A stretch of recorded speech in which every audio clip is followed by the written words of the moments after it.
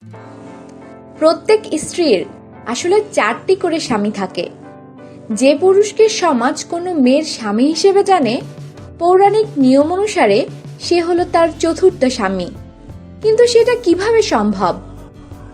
বর্তমান ভারতে নারী স্বাধীনতা খুব গর্ব করার মতো জায়গায় নেই।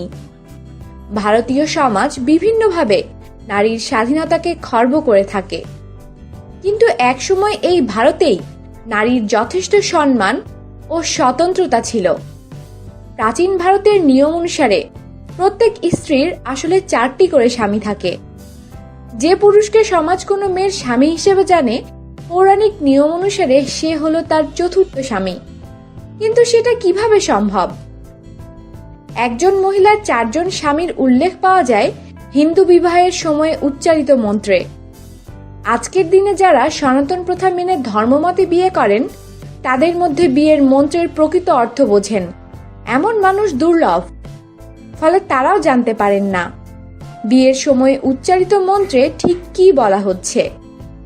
বিয়ের সময়ে যে মন্ত্রোচ্চারণ করা হয়, সেই মন্ত্র অনুসারে কোনো নারীকে তার লৌকিক স্বামীর হাতে অর্পণ করার আগে 3 জন দেবতা অথবা গন্ধর্বের হাতে অর্পণ করা হয়।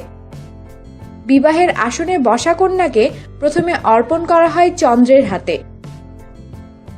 তারপর সে অর্পিত হয় বিভাবসু নামক গন্ধর্বের হাতে। এতপর মেয়েটির স্বামিত্ব অর্পিত হয় অগ্নির হাতে। একেবারে শেষে বরের আসনে বসা পুরুষটিকে মেয়েটির স্বামী হিসেবে ঘোষণা করা হয়। অর্থাৎ বৈদিক নিয়ম অনুযায়ী যে পুরুষ কোনো মহিলার স্বামী হিসেবে সমাজে পরিচিত হন, তিনি আসলে তার 4র্থ স্বামী। মহাভারতে কুন্তির মুখে নারী স্বাধীনতার এবং নারীর একাধিক স্বামী গ্রহণের কথা উচ্চারিত হয়েছিল। কুন্তিকে এক জায়গায় বলতে শোনা গিয়েছে, আগেকার দিনে মেয়েরা নিজের পছন্দ মতো যে কোনো পুরুষকে তার সঙ্গী হিসেবে নির্বাচন করতে পারত। ইচ্ছে হলে একাধিক পুরুষকেও স্বামী হিসেবে নির্বাচন করতে পারত। মহাভারতের দ্রৌপদীর কাহিনীতেও এই একাধিক স্বামী গ্রহণের বিষয়টি প্রতিফলিত হয়েছে।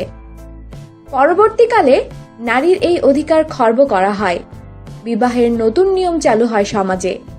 এই নিয়ম প্রচলনের ক্ষেত্রে অন্যতম গুরুত্বপূর্ণ ভূমিকা পালন করেন শ্বেতকেতু। পৌরাণিক কাহিনী অনুসারে একদিন শ্বেতকেতু তার মাকে কোনো পরপুরুষের সঙ্গে ঘনিষ্ঠ অবস্থায় দেখে ফেলেন। তখনই তার মনে প্রশ্ন জাগে, তাহলে যে পুরুষকে আমি আমার পিতা বলে জানি, তিনি কি আমার প্রকৃত পিতা? তার মনে হয় নারীর একাধিক পুরুষ সঙ্গী না থাকাই বাঞ্ছনীয়।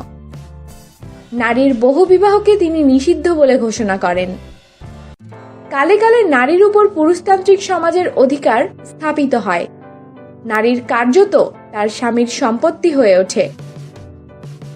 কিন্তু এখনো বিবাহের মন্ত্রে নারীর 4 স্বামীর কথা উল্লেখ করা হয়। রকমারি খবরের জন্য সাথেই থাকুন আর অবশ্যই সাবস্ক্রাইব করুন।